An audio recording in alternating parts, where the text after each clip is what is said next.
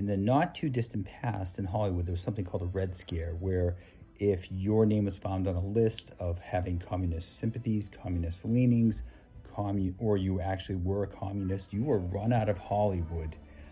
You were blacklisted, you were run out of Hollywood. It was at that time in the 1950s. California was conservative, if you can believe that. And Hollywood was full of patriots, people that just came from the war. Everyone from producers to actors to sound musicians were all part of the war effort.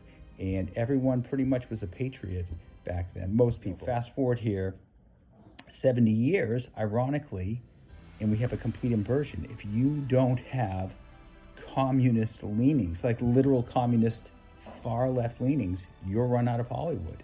They have pretty much all but purged all the old guard, anyone Christian conservative, out of Hollywood, to the point where they've created parallel economies where places like Pure Flix have developed Christian cinema. Actors, musicians have to go to, there's no crossover anymore. It's completely parallel economies for Christian musicians, Christian writers, Christian actors, Christian movies. They're all made in completely parallel economies now. They're outside of mainstream Hollywood.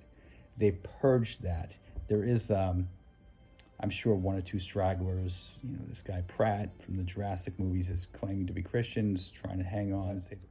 Back in the 40s, I mean, you have to think, these people all went into the military. They all went into the draft. This was 15 years after talkie started. Hollywood was really coming into its own. And you had people like John Ford, went into the military. Jimmy Stewart, great story with Jimmy Stewart.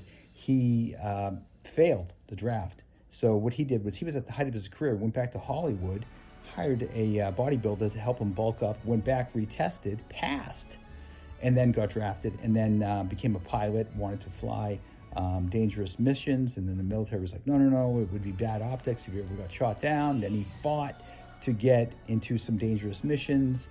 And you had other people at the height of their careers putting him on hold to go in there, not just actors, but musicians like Elvis, Glenn Miller, who died in a plane crash, athletes. Ted Williams was at the height of his career.